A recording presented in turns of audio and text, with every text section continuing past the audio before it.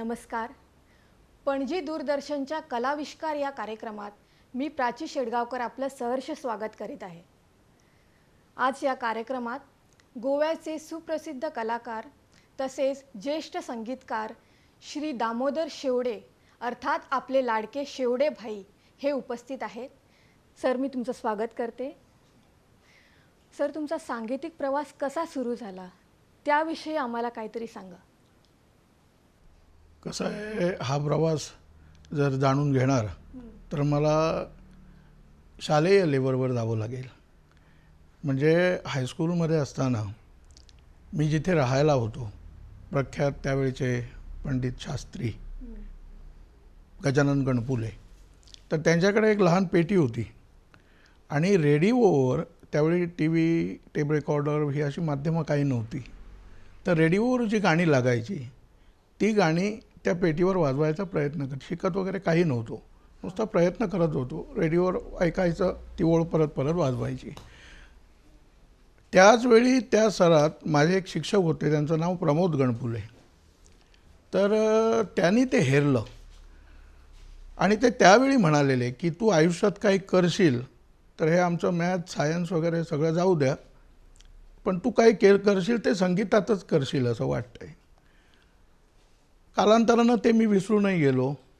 कॉलेजचा थोडासा प्रवास सुरू झाला आणि श्रीपाद बुवा माडिये, पंडित श्रीपाद बुवा माडिये यांच्याकडे मी शिकायला सुरुवात केली रीतसर. तर त्यावेळी काय असायचं, 1 तास आठवड्यातनं 1 दिवस आणि 1 तास असा तो क्लास चालायचा. क्लास चालता चालता चालता 1 तासात काही मिळत नाही हे लक्षात आलं. कॉलेजला दांडी मारायचो आणि माडिये बुवांना एक विनंती केली की बुवा 1 तास माझा क्लास झाला की मला फक्त इथे बसायची परवानगी द्या, मी काही अडचण आणणार नाही, बोलणार नाही, काही नाही. आणि तिथे नंतर जे विद्यार्थी शिकायला बसायचे संध्याकाळपर्यंत ते सगळं मी ऐकायचो आणि कॉलेज दांडीच मारायचो. परीक्षासुद्धा मी दिली नाही त्यावेळी कॉलेजची, जेमतेम 11वी झालेलो. तर आणि घरी यायचो आणि मला काय शिकवलं प्लस त्यांचं ऐकलेलं सगळं मी परत रिवाईज करायचो. असं करता करता करता 4-5 महिने गेले आणि मी माडियांना गाऊन दाखवायला लागलो. तर माडिये म्हणाले, हे कोणी शिकवलं तुला, हे काय मी शिकवलेलं नाही आहे. तर इथे जे मी बसून ऐकत होतो ते म्हटलं मी रिवाईज केलं, फार चांगलं आहे म्हणाले. असा विद्यार्थी मला अपेक्षित आहे, हे त्यावेळचं माडियांचं वाक्य आहे. पण कालांतरानं तिथेही समाधान होईना, म्हणून मग घरात आईला विचारलं, कारण वडील नसायचे, वडील बाहेर असायचे कायम, वडिलांशी तसा संपर्कही कमीच असायचा. आईला विचारलं, आई म्हणाली संगीत करून तू काय करणार आहेस, कारण संगीतावर पोट चालण्यासारखं नाही आहे, घर चालण्यासारखं नाही आणि तो काळही तसाच होता. तर नाही, मला तर संगीतच करायचं आहे हा ध्यास मनात घेतला. थोडा काळ वेळ दिला माझ्या स्वतःसाठी आणि ठरवलं नाही, एक दिवस सकाळी उठायचं आणि चालू पडायचं. तसा उठलो, पहाटे 3 वाजता सायकल घेतली आणि घर सोडलं. घरात कोणालाही सांगितलं नाही, काही नाही, मी कुठे जातो आहे काय. आणि मजल दर मजल करत, त्यावेळी पैसेही नसायचे, घड्याळ विकलं, आणखी काय केलं, पण मुंबई गाठायची म्हणून मुंबईत आलो. त्यावेळी माझे वडील मुंबईत होते, पण मुंबईत मी वडिलांना सुद्धा भेटलो नाही, कारण वडिलांना भेटलो तर हाताला धरून परत घरात आणून सोडतील. बरं, माझ्याकडचे पैसे संपले, सगळं संपलं. करता करता करता करता पत्ता शोधला आणि देवधरांकडे गेलो, देवधरांच्या क्लासवर. तिथे शामराव गोगटे म्हणून, ज्यांच्याकडे मी बरंचसं मार्गदर्शनसुद्धा घेतलं आहे, त्यांच्याबरोबर सहवास केला आहे, असे पंडित शामराव गोगटे ते सगळं बघायचे त्यांचं विद्यालय. तिथे ते म्हणाले, तू कुठून आलास, काय. चौकशी झाली, त्यांनी माझं गाणं ऐकलं आणि गाणं ऐकल्यानंतर एक सहानुभूती निर्माण झाली त्या माणसाच्या मनात. ते म्हणाले, तू राहतोस कुठे. तर म्हटलं, राहायचंच ठिकाणं नाही आहे, फुटपाथवर राहायचो. तर तू म्हणाले, उद्यापासून इथे राहायला ये, मी काकांशी बोलतो. काका म्हणजे पंडित BR देवधर. तर मी आंधळा मागतो 1 डोळा आणि देव देतो 2 डोळे. अचानक हा सगळा योग जुळून आला आणि तिथे माझी राहायची व्यवस्था झाली. मुंबईतला सगळ्यात मोठा यक्ष प्रश्न काय असेल तर तो राहायचा, आणि तोही अशा ठिकाणी की जिथे सांगीतिक वातावरण आहे. आणि तिथून माझा सांगीतिक प्रवास अगदी प्रगतीपथावर सुरू झाला. मग देवधरांकडे शिकायला लागलो, शामराव कुकटेंकडे शिकायला लागलो. पण मनात एक अशी इच्छा होती की अभिषेकी हे नाव ऐकलेलं, प्रत्यक्ष बघितलं सुद्धा नव्हतं, ह्या माणसांना भेटायचं. आता भेटणार कसं? त्यावेळी एक आदरयुक्त भीती अशी असायची मनात. एक दिवस सकाळी उठलो, त्यांचा पत्ता घेतला आणि त्यांच्याकडे आलो. पण बुवा ते बसवलं, हा काय करतोस, हसले, चहा पाणी दिलं. गोव्याचा एक त्यांचं होतं की गोव्यातल्या माणसाविषयी अतिशय आदर त्या व्यक्तीच्या मनात, की मग तो आपण मोठे आहोत, आपण एवढा गवई आहे, आपले एवढे शिष्य, हे सगळं विसरायचा आणि अगदी घरगुती वातावरणात बोलायचे. तिथे आणखी बरं वाटलं. मला मनातली जी भीती होती ती भीती गेली. मग करता करता आज मी जरा बिझी आहे, उद्या ये, उद्या जरा बिझी आहे, असं करता करता 6 महिन्यांचा काळ गेला. तिथे काहीही शिकवलं नाही. आज ये उद्या ये हेच चालू होतं. पण नाही, शिकायचं आहे, कारण त्या व्यक्तिमत्वाचा एवढा प्रभाव, एवढा पगडा त्यावेळी मनावर बिंबित झालेला. त्यांनी बघितलं की हा माणूस बोलवेन त्या त्या वेळेला येतो. एक दिवस तर, आता किस्सा सांगायचा तर थोडक्यात सांगतो. पहाटे त्याने मला 2:30 वाजता बोलवलं, ज्यावेळी ट्रेनसुद्धा सुरू होत नाहीत मुंबईच्या. येणार कसा? मी राहायचो देवधरांकडे ओपेरा हाऊसला, दादरला मला यायचं आहे, शक्य नव्हतं. त्या रात्री मी 10 वाजता दादरला गेलो, त्यांच्या बिल्डिंगच्या खाली झोपलो आणि बरोबर 2:30 वाजता दरवाजाची बेल वाजवली. त्या माणसाने तिथेच या ते म्हणाले आणि आपल्या रियाजाच्या खोलीत घेऊन गेले आणि म्हणाले, देवधरांनी काय शिकवले, गाऊन दाखवलं आणि तिथे त्यांनी शिकवायला सुरुवात केली. जो राग मी गायला घेतला त्याच रागात त्यांनी बढत सुरू केली. ती म्हणजे 3 वाजता सुरू झालेली तालीम 11 कधी वाजले हे कळले नाहीत. असा सांगीतिक प्रवास सुरू झाला. एवढं सगळं शिक्षण. आणि एकच सांगावं असं वाटतं की 1 तासाच्या क्लासच्या शिक्षणात फक्त तुम्ही जुजबी ज्ञान मिळवू शकता, पण कलाकार व्हायला आवाज डेव्हलपमेंट, कलाकार व्हायला इतर ज्या गोष्टी लागतात, की तुमचं तब्येत तुम्ही कशी राखायची, तुमचं दुसऱ्याशी कम्युनिकेशन, बोलणं कसं असावं, तुमचा व्यवहार कसा असावा, ह्या पद्धतीनं ते कसे वागायचे, ते कसे बोलायचे, हे जे ऑब्झर्वेशन आहे त्या ऑब्झर्वेशनातनं हा सांगीतिक प्रवास जो काय आजपर्यंत घडला तो तिथून तशा पद्धतीनं मिळालं. एवढं मी. म्हणजे मोठ्या जिद्दीने आपण हा प्रवास सुरू केला आणि आपण इथपर्यंत पोहोचलात. आपल्या रचनांसाठी आपल्याला खूप असे पुरस्कार मिळालेत, त्याबद्दल आपण काय सांगाल? ती सुद्धा त्यांचीच कृपा.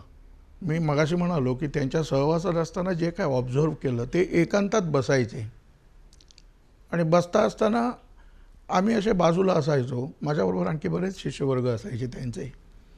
तर ते कुठेतरी असे आपल्याच विचारात मग्न झालेले, आम्ही काय करतोय, बोलतोय, यांच्याकडे त्यांचं लक्ष नाही. एक दिवस धाडस करून बुवांना विचारलं, बुवा नेमका तुम्ही कसं काय, तुमचं म्हणजे काय, आम्ही काय तुमच्याकडे, मी काहीतरी घेऊ इच्छितो या संदर्भात.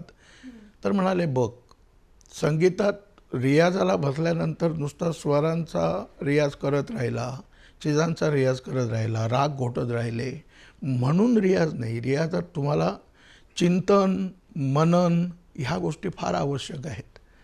तर माझं चिंतन चाललेलं असतं. एखाद्या कुठच्या तरी काव्याच्या 2 ओळी डोक्यात असतात पहिल्या, त्या 2 ओळी मी नुसत्या त्या ओळींचे शब्द मनात घोटवत असतो, मनात बिंबवत असतो आणि करता करता करता करता करता करता त्या 2 ओळीतनं एखादा भाव मला प्रगट दिसायला लागला की संगीताची रचना होते. इथून कळलं की संगीतातले राग जवळ असले किंवा भरपूर सामुग्री असली किंवा स्वरांचं ज्ञान चांगलं असलं म्हणून चाली देता येत नाहीत. चाली ह्या सुचाव्या लागतात. तो एक त्या माणसाच्या प्रतिभेचा भाग असतो. आता ती प्रतिभा माणूस ते माणूस वेगळी असू शकते. अभिषेकीम बुवा त्यांच्या प्रतिभेचं मोल आमच्यात येऊच शकत नाही, कारण त्यांचं डेडिकेशन त्याच्यात आहे. त्यांचा सहवास, संतांचा सहवास, त्यांच्या गुरूंचा सहवास, या सहवासातनं सगळं घडलेलं ते प्रकरण आहे. मग ते आमच्यापर्यंत येऊ शकत नाही. तरी पण त्यांनी सांगितलेला विचार जास्तीत जास्त आणण्याचा प्रयत्न आयुष्यात केला आणि तो प्रयत्न मला पुढे सांगीतिक प्रवासात बराच उपयोगी ठरला. माझ्या स्वतःच्या बाबतीत, शिष्यवर्गांच्या बाबतीत सगळ्यांच्या बाबतीत.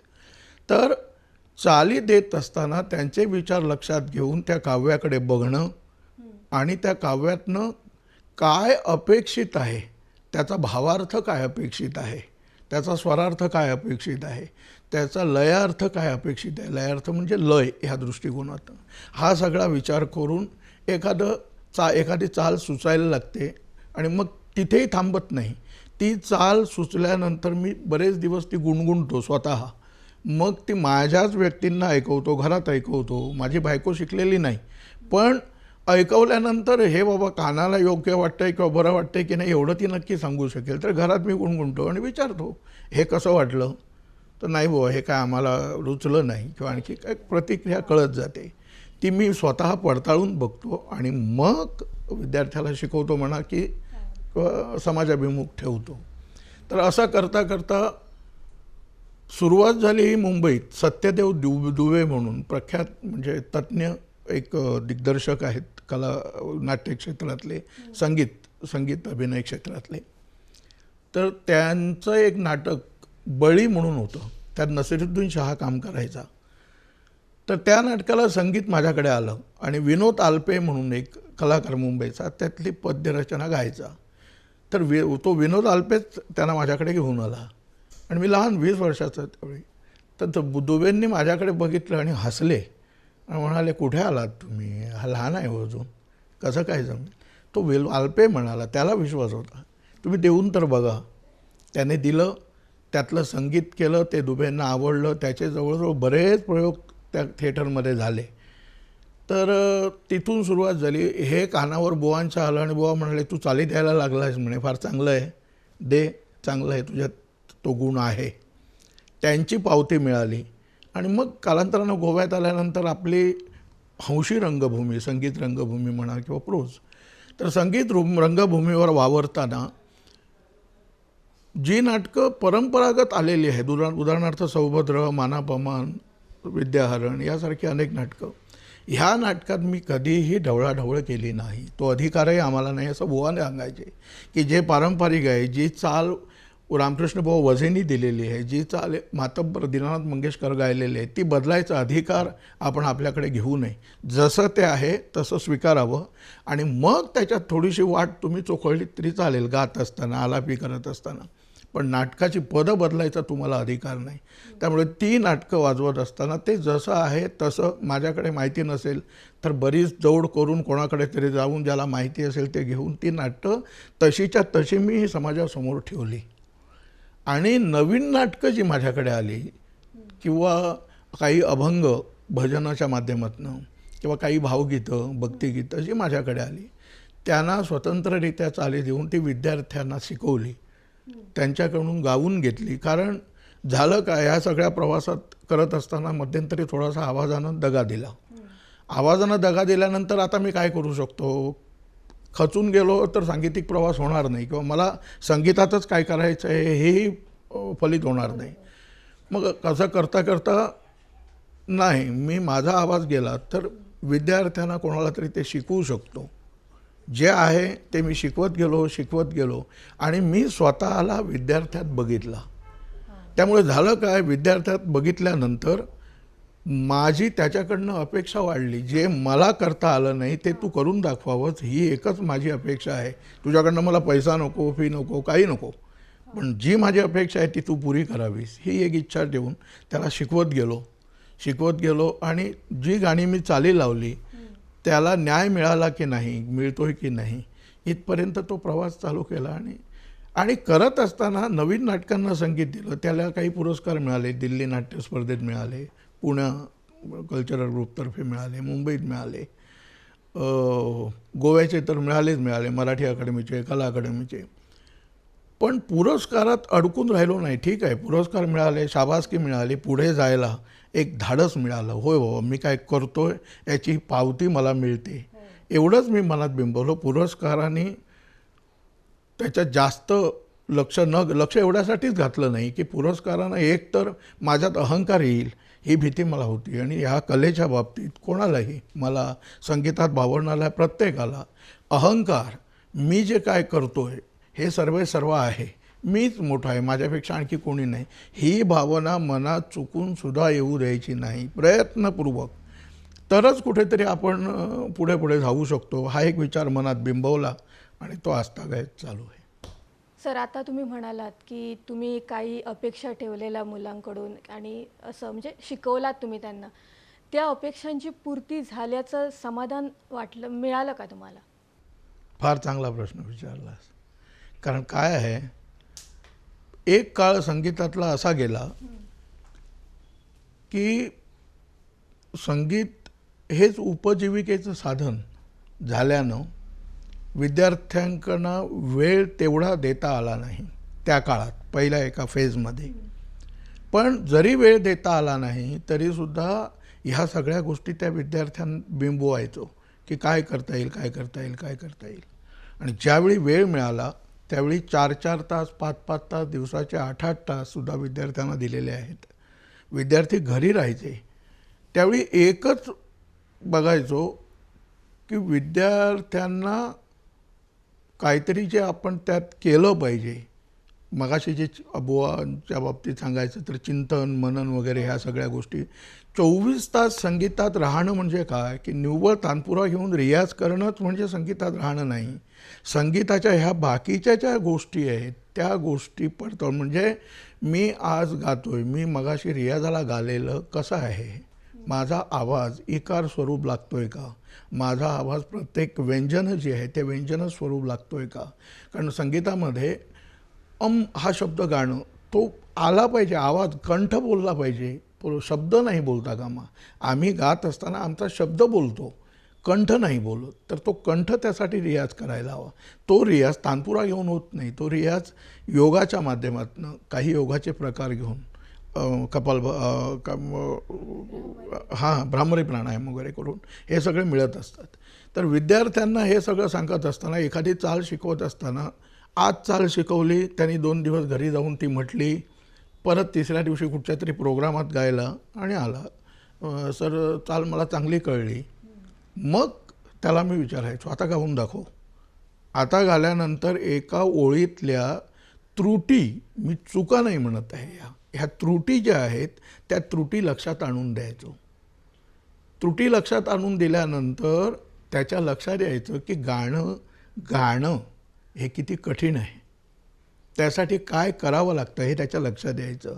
आणि मग तो म्हणायचा, सर मी 2 दिवस घरी म्हटलं आणि प्रोग्रामला सुद्धा म्हटलं, लोकांकडनं जेवढा रिस्पॉन्स मिळाला पाहिजे तेवढा मिळाला नाही. तो का मिळाला नाही हे माझ्या आता लक्षात आलं. आणि अशा पद्धतीनं जडणघडण करताना काय व्हायला लागलं, विद्यार्थ्यांचं कॉलेज, विद्यार्थ्यांची सर्व्हिस, विद्यार्थ्यांचा बाकीचा वेळ, कोणाचं लग्न झालेलं असेल तर तो सांसारिक वेळ, ह्या वेळातनं संगीताला वेळ त्याला देता येत नसे. कारण त्याला सगळ्या गोष्टींकडे तो आकर्षित व्हायचा. मी त्याला म्हटलं, बघ, जर तुला ह्या कलेत पुढे यायचं असेल तर कुठेतरी 4 गोष्टी तुला सोडल्या पाहिजेत. सगळ्या गोष्टी मी करणार आणि कला डेव्हलप करणार तर ती अशक्यप्राय गोष्ट आहे. त्यामुळे मला कुठेतरी फिरायला जाणं, तिथे नको तो वेळ देणं, कुठेतरी आणखी काय करणं, ह्या गोष्टी सोडून तो वेळ संगीतासाठी दिला तर काहीतरी आपल्याला साध्य होईल. आणि ते झालेलं खेदानं मला म्हणावं लागतं आहे. कारण विद्यार्थ्यांची एक अपेक्षा संगीताबद्दल अशी असायची की मला सर्व्हिस मिळाली, माझं पोट चाललं की झालं. अरे मग पोट चालायला, माझा प्रश्न असा आहे, पोट चालायला संगीतच कशाला करायला हवं. आम्ही नाईलाजानं केलो, कारण हातात आणखी दुसरं काही नव्हतं. मग तुम्ही दुसरं चांगलं शिक्षण घ्या, MA व्हा, PhD व्हा, आणखी काहीतरी व्हा, शिक्षक व्हा, पैसा कमवायचा असेल. संगीत कलेत तुम्ही का आलात? ठीक आहे, आता पैसा कमवायचा असेल, नोकरी, आता नोकरी मिळाली, आता तरी वेळ दे. नाही, मग लग्न झालं, मग संसार आला. शेवटी विद्यार्थी ह्या दुनियेदारीच्या चक्रातच अडकत गेला. आणि ह्या कलेला ज्या उंचीपर्यंत मला ठेवायचा आहे, हा जो एक विचार आहे, तो विचार तिथेच थांबला. आणि खेदानं हे असं बोलावं लागतं आहे आणि ते सत्य आहे. बरोबर आहे सर. आता प्रत्येक संगीतकाराची संगीताविषयी एक व्याख्या असते. तसंच मला तुम्हाला विचारायचं आहे की तुमच्या म्हणजे तुम्हाला काय वाटतं, संगीत म्हणजे काय?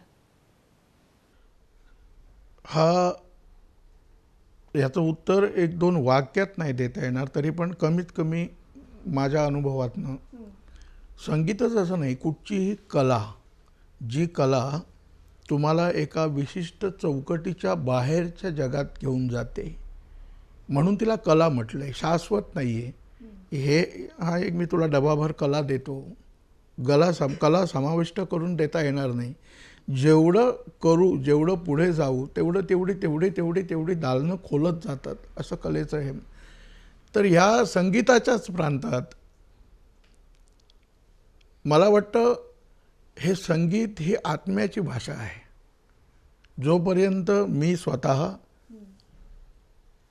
आत्म्याची भाषा कशी ह्या दृष्टीनं त्या कलेकडे बघत नाही, तोपर्यंत माझं संगीत हे निव्वळ व्यवहारापुरतं संगीत राहील. आणि संगीत युनिव्हर्सल, म्हणजे पृथ्वी तलावर प्रत्येकाला समाधान देणारं, प्रत्येकाला शांती प्रदान करणारं माध्यम आहे. देवाच्या सान्निध्यात, देवाच्या पायाकडे घेऊन जाणारं असं हे माध्यम आहे. या माध्यमाकडे बघत असताना एक तुमच्या आत्म्याची मागणी, आत्म्याची पवित्रता, त्यानंतर निष्काम वृत्ती, म्हणजे मी स्वराच्या माध्यमातून साधना करतोय. साधना करत असताना जर मी या स्वराची एवढे तास साधना केली तर मला एवढे हजार मिळतील, किंवा एवढी नोकरी मिळेल, किंवा एवढं मला व्यवसायात प्रॉफिट होईल. मी विद्यार्थ्याला आज हे शिकवतोय, उद्या सकाळी तो विद्यार्थी माझ्या म्हातारपणाची काठी होईल. ह्या अशा अपेक्षा ठेवून जर मी साधना केली तर ती संगीतात समाविष्ट नाही. व्यवहारात संगीताला स्थान नगण्य आहे. आम्ही त्या कलेच्या माध्यमातून व्यवहार करतो, सर्टन डेव्हलपमेंट करून, कला सादर करून आम्ही व्यवहार करतो. साधना ही फक्त ईश्वर प्राप्तीसाठी आहे असं एकच व्यक्तिमत्व जे नाव घेता येईल, जे तानसेनचे गुरु, जे गोपालदास म्हणून होते, ते देवाच्या गाभाऱ्यात बसून गायचे. मंदिरात देवाच्या गाभाऱ्यात दरवाजा बंद करून गायचे. दरवाजा उघडला की देवावर एकही फूल नसायचं, देवावर पाणी नसायचं, देवासमोर नैवेद्य नसायचा, काही नसायचं. बाहेर प्रेक्षक दर्शनासाठी थांबलेले आहेत. दरवाजा उघडला की समजायचं देवाची पूजा झालेली आहे. संगीताच्या माध्यमातून ती देवाची पूजा करायची आणि ती ईश्वराप्रती पोचायची. ईश्वर त्यांना दृष्टांत द्यायचे. अशा व्यक्तीकडे तानसेन ज्यावेळी गेला त्यावेळी त्याने शिकवायला तयार नव्हते. याचं कारण, तू जगात व्यवहार करायला जाणार आहे, जर व्यवहार करत नसशील तर इथे बस, म्हणून त्याला गाभाऱ्यात बसायची परवानगी दिली. म्हणून तानसेननं कधीही व्यवहाराचे गाणं केलं नाही. गाभाऱ्यात बसून तानसेन झाले. एखादा राजाला वाटलं की आपल्याला त्यांच्याकडे गाणं शिकावं, तर नाही, शक्य नाही, ते शिकवत नाहीत कोणाला. तर असा त्याग केलेला माणूस ह्या संगीतात अपेक्षित आहे. त्यांनी बांधलेल्या रचना, त्यांनी बांधलेले राग, जो मिया मल्हार म्हणून आता राग आहे, एक रागाचं उदाहरण, तो त्यांनी बांधलेला राग तानसेननी. तर हे सगळं संगीतात नवनिर्मिती झाली, ही त्यांच्यामुळे झाली. त्या नवनिर्मितीवर आज आम्ही हा व्यवसाय करीत आहोत. संगीताला अपेक्षित व्यवसाय आपल्यापुरता मर्यादित आहे, पण संगीत आमच्याकडनं काय अपेक्षित करतं असा जर विषय आला तर ह्या गोष्टी सगळ्या घेऊन, काही प्रमाणात का असेना, 100% होणं शक्य नाही माणूस म्हटल्यानंतर, पण काही प्रमाणात ते घेऊन आपण संगीताकडे पाहावं. ताल, वाद्य, रचना, नृत्य समाविष्ट असलेलं संगीत, अशी ही सांगीतिक व्याख्या झाली. पण संगीत हे ईश्वराप्रती असलेलं आपले विचार, किंवा ईश्वराप्रती असलेलं आपलं मन, आपण काय सांगू इच्छितो, ईश्वराला आपण कसे बघतो हे बघायला हे संगीत शिकवतो. तर एवढ्याच संगीताबद्दल बोलून मी थांबतो. सर, तुम्ही एक आता गुरु आहात. मला गुरु शिष्याविषयी एक प्रश्न विचारायचा आहे. आता गुरु शिष्याला काहीतरी शिकवतात असं म्हणतात. मलाच तुम्ही सांगा, गुरु शिष्याला शिकवतात किंवा घडवतात, की शिष्य गुरुच्या सानिध्यात काहीतरी शिकतो आणि स्वतःची ओळख निर्माण करतो? तुम्हाला काय वाटतं? वा, माझ्या मते गुरु हा तयार होणारा किंवा निर्माण होणारा विषय नाही आहे. काही गोष्टी घडत जातात आणि तुमचा सांगीतिक प्रवास त्या पदापर्यंत तुम्हाला नेऊन बसवतो. ही झाली ढोबळ व्याख्या. पण तसं पाहायला गेलं तर कोणी कोणाला शिकवत नाही, कोणी कोणाला शिकवू शकत नाही. ज्याचा तोच शिकत असतो. त्यामुळे विद्यार्थी तयार केले किंवा मी एवढे विद्यार्थी तयार केले, मी असं केलं, मी तसं केलं नाही. कारण दोघांचे विचार वेगळे आहेत. ज्यावेळी इथे काय महत्त्वाचं आहे, तो विद्यार्थी संस्कार काय घेतोय. गुरु म्हणून त्या पदापर्यंत पोचल्यानंतर मी माझ्या गुरूंकडनं काय संस्कार घेतले, ते संस्कार, माझे संस्कार घेतलेले संस्कार माझ्या देहबोलीतून त्या विद्यार्थ्यात संस्कारित झाले काय, एवढंच फक्त गुरुचं महत्त्व आहे, गुरुचं काम आहे. की जसा मी विचार करतोय तसा तूही विचार करावास. जसा मी संगीताकडे बघतोय त्या दृष्टीनं तू संगीताकडे बघावंस. जशा पद्धतीनं मी बाकीच्या सगळ्या ज्या काही गोष्टी करतोय त्या तू अनुकरण कराव्यास आणि तू स्वतःला घडवावा त्या पद्धतीनं. म्हणून विद्यार्थ्यात सुद्धा कमी जास्त लेवली दिसतात. त्याचं कारणच हे आहे की ज्यांनी जेवढं अशा पद्धतीनं ऑब्झर्वेशननं घेतलं, त्याच्यावर विचार स्वतः केला आणि स्वतःचं संगीत डेव्हलप केलं, तो स्वतः घडला, एवढं मी प्रांजळपणे मान्य करतो. मी कोणालाही तयार केला नाही, त्याचा तो तयार झाला. फक्त सान्निध्यात माझ्या आला. माझ्या गुरूंकडनं जे मला मिळालेलं ते मी अनुकरण केलं. ज्या प्रमाणात मी अनुकरण केलं, ते अनुकरण करतानाचा जो प्रवास होता, तो प्रवास त्याने बघितला आणि स्वतः घडला. एवढंच गुरु शिष्याचं नातं आहे. आणि आता हा विषयच आला म्हणून बोलतो की गुरुदक्षिणा हा जो एक विषय आहे, गुरुच्या सान्निध्यात असताना कानावर पडलेल्या ज्या गोष्टी मी माझ्या आचरणात आणल्या, त्या गुरूंसमोर बसून एक दिवस प्रगट करणं, आपलं मन प्रगट करणं, हीच खरी गुरुदक्षिणा आणि हीच गुरूंच्या प्रती असलेली जी भावना आहे, ती भावना व्यक्त करण्याचा दिवस. एवढं हे गुरु शिष्याचं नातं. सर, आता शिक्षक म्हणा, गुरु म्हणा, हे आपल्या विद्यार्थ्यांना काहीतरी मार्गदर्शन करतच राहतात.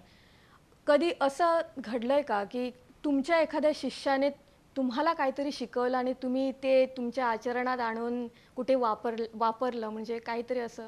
हो, बऱ्याच वेळा लहान मुलांकडनं सुद्धा.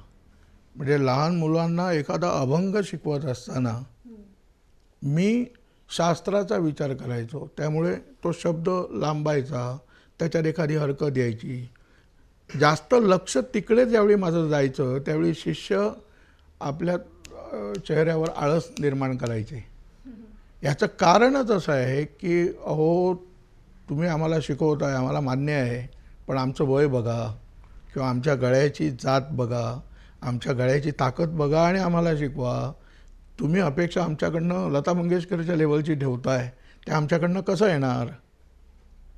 अरे, हा विचार मी कधी केलाच नाही की विद्यार्थ्याची काय कुवत आहे त्यानुसार पुढे जाणं.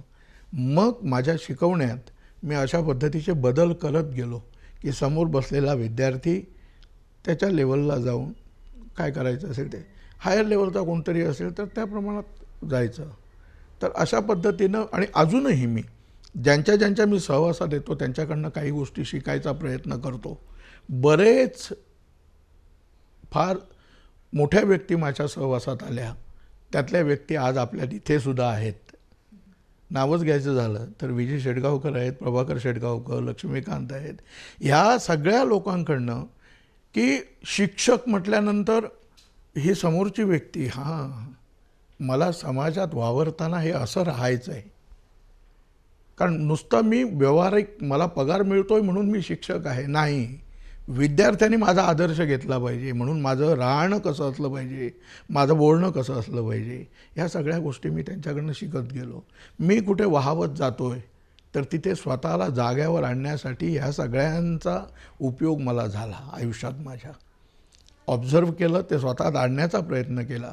माझ्यातलं काय वाईट आहे, कारण शिष्य असा वागतोय, त्याचं बरं चाललं आहे, त्याला समाजात मान मिळतोय, मग मी असा का वागावा, हा विचार मी केला आणि तसं मी वागायचा प्रयत्न केला. इथे मी गुरु हा अहमभाव मी कधीही ठेवला नाही आणि मी रांजळपणे कबूल करतो.